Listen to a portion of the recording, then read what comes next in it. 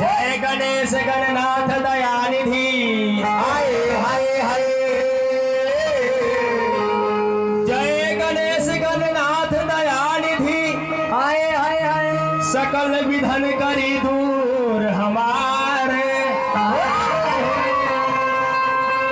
रिधि सीधी दो चवर डोलावे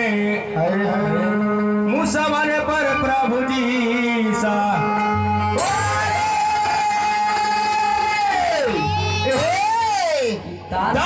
भव भव गज बदन मनोहर के करी तिरसुल पर सोर धारे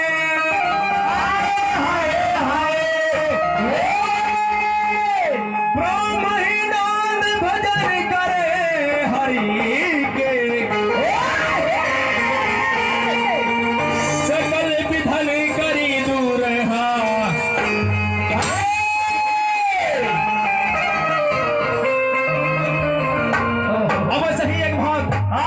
जाके माई के मंदिर में कहता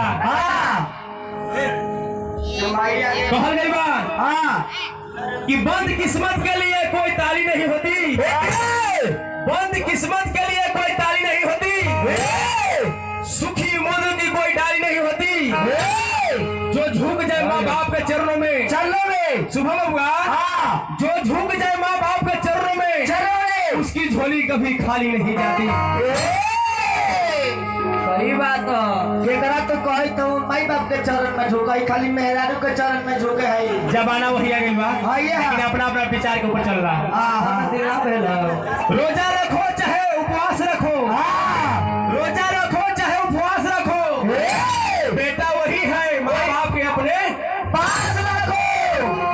केकरा कही तो माई बाप के पास रखे, खाली मेहरारू के पास रखे है। ओम जयंती मंगल काली भद्र काली कपा